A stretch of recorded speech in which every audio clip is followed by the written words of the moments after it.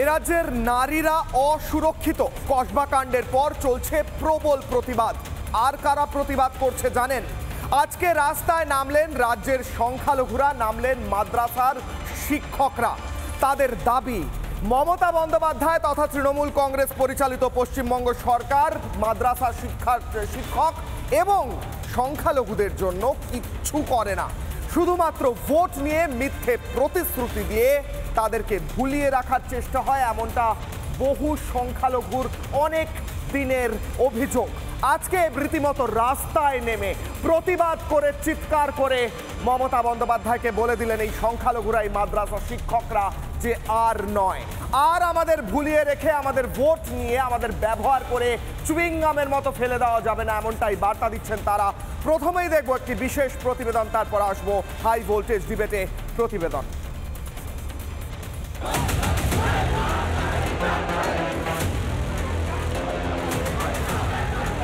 যাদেরকে প্রতিশ্রুতি দিয়েছিলেন, যাদেরকে বলেছিলেন উন্নয়ন করে দিয়েছে, তারা আজ রাস্তায় দাঁড়িয়ে রয়েছে। মিথ্যা প্রতিশ্রুতি, মিথ্যা কথা বলছেন মুখ্যমন্ত্রী। প্রতিশ্রুতি দিয়ে ভোট ব্যাংক হিসাবে কাজে লাগিয়ে নেওয়ার পরে আমাদেরকে ছুড়ে ফেলে দিতে চাইছে। প্রতিশ্রুতি দিয়ে ভোট ব্যাংক হিসাবে কাজে লাগিয়ে নেওয়ার পরে আমাদেরকে ছুড়ে ফেলে দিতে চাইছে।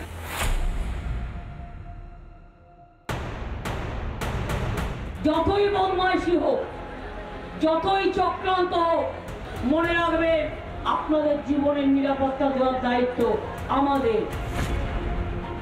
এই পাশে থাকা যে ঠিক কি রকম পাশে থাকা তা বিলক্ষণ টের পেয়েছেন সংখ্যালঘুরা। মাদ্রাসা শিক্ষার হাল বেহাল, পরিকাঠামো উন্নয়নের চেষ্টাটুকু নেই।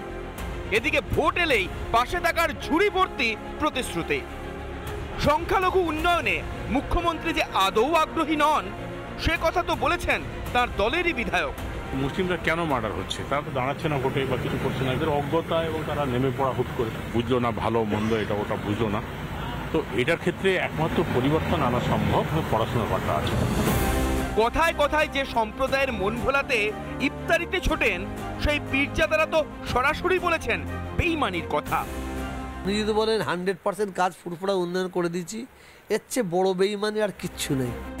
সংখ্যালঘুদের পাশে থাকা বলতে মমতা বোঝেন শুধুই উস্কানিকে প্রশ্রয়। যারা দুর্ভাগ্য নিয়ে জন্মেছে, যারা ইসলাম নিয়ে জন্মায়নি, তাদের দাওয়াতে ইসলাম অর্থাৎ ইসলামের দাওয়াত দিয়ে তাদের মধ্যে ঈমান নিয়ে আসলে এটা আল্লাহ তাআলাকে খুশি করা হবে।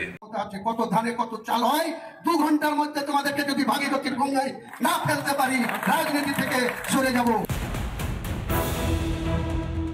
ভোটের আমি ভোটের তুমি, ভোট দিয়ে যায় চেনা। ভোট পেতে উস্কানিতে প্রশ্রয় অগাধ। ইমাম মুয়াজ্জেম ভাতা থেকে যে প্রশ্রয় শুরু হয়েছে, হাল আমলের মোথাবাড়ি, ধুলিয়ান, শামশেরগঞ্জ টের পাচ্ছে তোষণের কি নমুনা। অথচ উন্নয়নের নামে যে ভাঁড়ে মা ভবানী তা বুঝিয়ে দিচ্ছে এই রাগ ক্ষোভ।